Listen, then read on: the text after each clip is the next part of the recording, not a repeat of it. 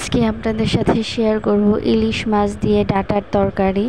তো চলুন মূল উপকরণে চলে যাই। আসসালামু আলাইকুম, welcome back to my channel. কেমন আছেন সবাই? আশা করি ভালো আছেন। আলহামদুলিল্লাহ আমিও ভালো আছি। তো আজকে আপনাদের সাথে শেয়ার করছি ইলিশ মাছের তরকারি। তো প্রথমেই আমি একটা কড়াইতে পরিমাণ মতো সরিষার তেল, পেঁয়াজ কাঁচামরিচ দিয়ে হালকা করে ভেজে নেব। তারপর লবণ দিয়ে আর একটু ভেজে নিয়ে হাফ টি স্পুন আদা রসুন জিরা পেস্ট দিয়ে আর একটু কষিয়ে নিয়ে তারপর হলুদের গুঁড়া, মরিচের গুঁড়া, ধনিয়া গুঁড়া সব একসাথে দিয়ে পানি দিয়ে ভালো করে কষিয়ে নেব। কষিয়ে নিয়ে তারপর আমি ডাঁটাগুলো দিয়ে দিচ্ছি। এখানে ডাঁটা আছে, আলু আছে, টমেটো আছে, তারপর একটা দুন্দুল আছে, সব মিক্স সবজি দিয়ে রান্না করছি। খুবই মজার হয়েছিল এই রেসিপিটা। অবশ্যই ঠান্ডা ঠান্ডা তরকারি খেতে হবে এই গরমে।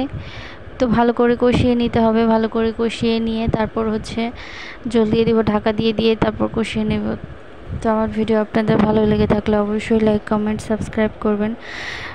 যারা অলরেডি করে ফেলেছেন তাদের সবাইকে অসংখ্য অসংখ্য ধন্যবাদ। যারা এখনও করেননি প্লিজ আমার চ্যানেলটিকে সাবস্ক্রাইব করে দেবেন, পাশের বেল আইকনটি বাজিয়ে দেবেন।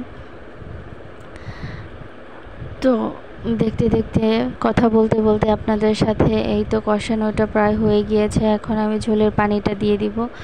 ঝোলের পানিটা দিয়ে তারপর আমি ভালো করে ফুটিয়ে নেব।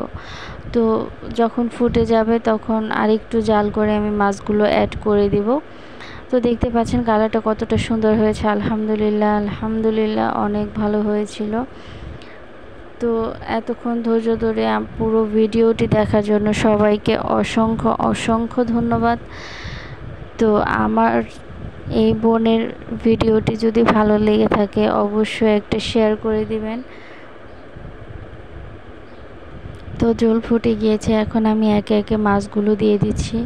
ইলিশ মাছের সাইজটা খুবই বড় ছিল, 1.5 কেজির উপরে ছিল ইলিশ মাছটা। তো আলহামদুলিল্লাহ মাছটা খুবই সুস্বাদু হয়েছিল, খুবই ভালো ছিল মাছটা। তো আমার কাছে ভালোই লেগেছে।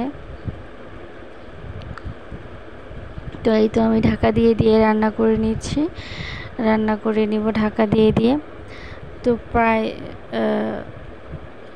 হয়ে গিয়েছে, আর একটু রান্না করে নিব।